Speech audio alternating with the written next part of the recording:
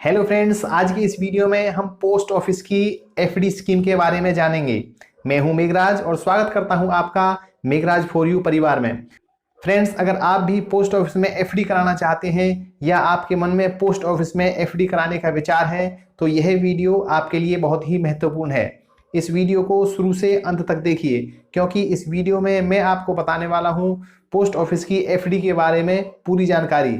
जैसे इसमें कौन खाता खोल सकता है, इसमें कितना ब्याज मिलता है, इसमें आप कितने पैसे जमा कर सकते हैं, इन सब चीज़ों पर हम एक एक करके चर्चा करेंगे। आप बने रहिए मेरे साथ मेघराज फॉर यू पर। और अगर आप इस चैनल पर नए हैं तो चैनल को सब्सक्राइब कीजिए और साथ में बेल आइकन प्रेस करके ऑल का बटन क्लिक कीजिए ताकि आपको आने वाली वीडियो की नोटिफिकेशन मिलती रहे, क्योंकि इस तरह की वीडियो मैं अक्सर बनाता रहता हूँ। तो आइए बिना कोई देरी किए शुरू करते हैं आज का वीडियो और जानते हैं एफडी के बारे में सब कुछ। साथियों, सबसे पहले हम जानते हैं एफडी में कौन खाता खुलवा सकता है। यानी एफडी कराने के लिए आपको खाता खुलवाना होता है। तो हम पहले जानेंगे सबसे पहले कि यह खाता कौन खोल सकता है। साथियों, पहला पॉइंट, कोई भी व्यक्ति जिसकी उम्र 18 वर्ष या इससे ऊपर हो एफडी करवा सकता है। कोई भी व्यक्ति संयुक्त रूप से अपने साथ अधिकतम 2 व्यक्तियों को और शामिल कर सकता है, यानी कि अधिकतम 3 व्यक्ति संयुक्त रूप से पोस्ट ऑफिस में एफडी खाता खोल सकते हैं। कोई भी बच्चा अपने माता पिता की तरफ से यह खाता खोल सकता है, यानी कोई भी बच्चा जिसकी उम्र 18 वर्ष से कम हो वह अपने माता पिता के द्वारा पोस्ट ऑफिस में एफडी करवा सकता है। कोई भी बच्चा जिसकी उम्र 10 वर्ष से ऊपर हो और वह अपने सिग्नेचर करने जानता हो तो वह भी अपने नाम से ही पोस्ट ऑफिस में एफडी करवा सकता है।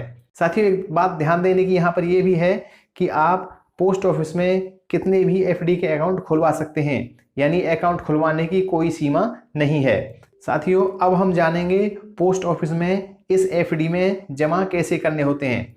साथियों, पोस्ट ऑफिस में 1 वर्ष, 2 वर्ष, 3 वर्ष और 5 वर्ष के लिए एफडी की जाती है। यानी आप अपना पैसा पोस्ट ऑफिस में 1 वर्ष के लिए जमा कर सकते हैं, 2 वर्ष के लिए जमा कर सकते हैं, 3 वर्ष के लिए जमा कर सकते हैं और 5 वर्ष के लिए भी आप पोस्ट ऑफिस में पैसे जमा कर सकते हैं। इसमें आप कम से कम 1000 रुपये और अधिकतम पैसे जमा कराने की कोई सीमा नहीं है, यानी आपको कम से कम 1000 रुपये तो जमा कराने ही हैं और आप कितने भी पैसे इसमें जमा करा सकते हैं। ये पैसे आप चेक या कैश किसी भी माध्यम से जमा करा सकते हैं। अब जानते हैं पोस्ट ऑफिस की एफडी पर कितना ब्याज मिलता है, यानी आपको मिलने वाली ब्याज की दर क्या होगी। तो साथियों, 1 वर्ष, 2 वर्ष और 3 वर्ष की एफडी पर 5.5% वर्तमान वार्षिक ब्याज दर है और 5 वर्ष की एफडी पर, यानी आप 5 साल के लिए एफडी कराते हैं तो आपको 6.7% वार्षिक ब्याज की दर से ब्याज दिया जाता है। 5 वर्ष की एफडी कराने पर आपको जितना पैसा 5 वर्ष की एफडी में लगाया है उस पर इनकम टैक्स एक्ट की धारा 80C के तहत आपको छूट मिलती है। यानी अगर 5 वर्ष के लिए आप पोस्ट ऑफिस में कोई जमा करते हैं तो उस जमा राशि पर इनकम टैक्स की धारा 80C के अनुसार आपको छूट दी जाती है। और एक सुविधा आपके लिए इसमें यह भी है कि आप पोस्ट ऑफिस में खुले हुए सेविंग खाते में इस एफडी का ब्याज ऑटोमेटिक प्राप्त कर सकते हैं। यानी आपको इसके लिए पोस्ट ऑफिस में एक एप्लीकेशन देनी होती है कि हमारा फलाना फलाना TD का interest post office saving account में ऑटोमेटिक डिपॉजिट कर दिया जाए और आपको जाने की ज़रूरत ना पड़े। तो इसके लिए यह सुविधा आपको प्रदान की जाती है कि यदि आप चाहें तो अपने पोस्ट ऑफिस के सेविंग खाते में अपनी एफडी का इंटरेस्ट ऑटोमेटिक भी जमा करा सकते हैं। मान लीजिए आपको 1 लाख रुपए 1 वर्ष के लिए जमा कराने हैं तो आपको 1 वर्ष के अंत में 1 लाख रुपए का ब्याज 5,614 रुपये मिलता है और यही राशि आप 2 वर्षों के लिए जमा कराते हैं तो ये पैसे आपको 11,228 रुपये मिलते हैं और यही राशि आप 3 वर्ष के लिए जमा कराते हैं तो आपको 16,842 रुपये ब्याज के रूप में मिलते हैं। यह ब्याज दर, जैसा कि मैंने पहले बताया, 5.5% वार्षिक है। और साथियों, यही राशि यानी 1 लाख रुपये आप 5 वर्षों के लिए जमा करते हैं तो आपको ब्याज के रूप में 34,350 रुपये मिल जाते हैं।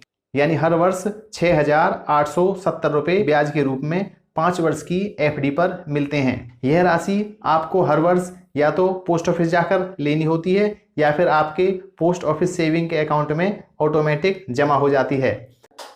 अब बात आती है यह खाता पूरा कब होता है। तो साथियों, जैसे कि एफडी के खुलते टाइम ही ये बताया जाता है कि यह 1 साल की है, 2 की है, 3 की है, 5 की है, उसी हिसाब से ये खाते पूरे होते हैं। यानी अगर आपने 1 साल की एफडी खोली हुई है तो वह 1 साल बाद पूरी हो जाती है, और यही एफडी आपने 2 साल, 3 साल और 5 साल के लिए खोली होती है तो 2 साल, 3 साल और 5 साल के लिए यह पूरी हो जाती है। यानी जितने वर्ष के लिए आप पोस्ट ऑफिस में पैसे जमा करते हैं, जितने वर्ष के लिए आप खाता खोलते हैं, उतने वर्षों के बाद यह खाता पूरा हो जाता है और आपको ब्याज सहित अपनी मूल रकम वापस मिल जाती है। साथियों, अब जानते हैं अकाउंट के एक्सटेंशन के बारे में, यानी खाते को आगे भी बढ़ाया जा सकता है।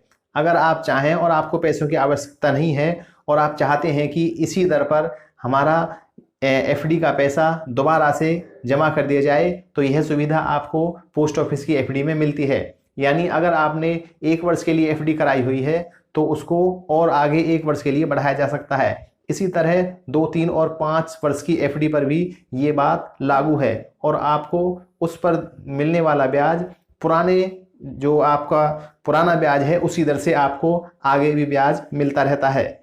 इसके लिए आपको कंसर्न पोस्ट ऑफिस में जाकर एक एप्लीकेशन देनी होती है और उसमें कुछ फॉर्मेलिटीज करने के बाद आपकी यह प्रक्रिया पूरी कर ली जाती है, यानी आपके खाते को आगे एक्सटेंड कर दिया जाता है। अब हम जानेंगे यदि किसी परिस्थिति में खाता पहले बंद करना हो तो उसके लिए क्या नियम और कानून है। साथियों, पोस्ट ऑफिस की एफडी को 6 महीने से पहले बंद नहीं किया जा सकता, यानी 6 महीने आपको एक बार पैसा जमा करने के बाद वेट करना होता है।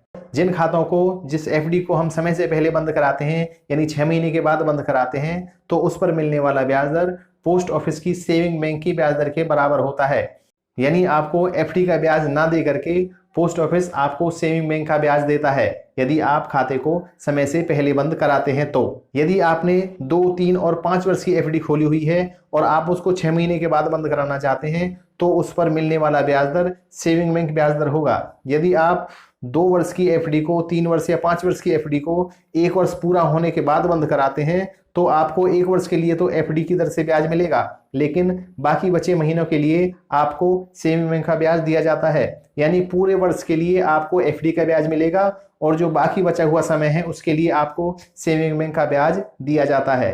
अब हम जानेंगे क्या खाते को गिरवी भी रखा जा सकता है, यानी प्लेज किया जा सकता है। पोस्ट ऑफिस की एफडी को किसी भी बैंक या किसी भी वित्तीय संस्थान के पास गिरवी रखकर आप लोन ले सकते हैं, यानी आप अपने पैसे पर वहां से लोन ले सकते हैं। कुछ निश्चित फॉर्मेलिटीज पूरी करने के बाद आपको पोस्ट ऑफिस से ये सुविधा दी जाती है कि आप अपनी एफडी को किसी भी बैंक या वित्तीय संस्थान में रखकर लोन प्राप्त कर सकते हैं।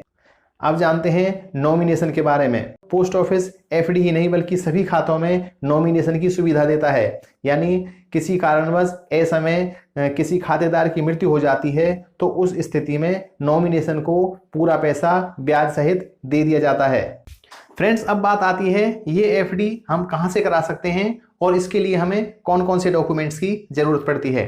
तो साथियों, इस एफडी को कराने के लिए आप किसी भी पोस्ट ऑफिस में संपर्क कर सकते हैं और डॉक्यूमेंट्स में आपको पैन कार्ड और आधार कार्ड की फोटोकॉपी तथा ओरिजिनल और आपके 2 फोटो चाहिए होते हैं। आप अपने 2 फोटो और पैन और आधार कार्ड की फोटोकॉपी लेकर किसी भी नज़दीकी पोस्ट ऑफिस में जा सकते हैं और वहां पर निर्धारित फॉर्म भरकर तथा चेक या कैश के माध्यम से अपनी एफडी करा सकते हैं।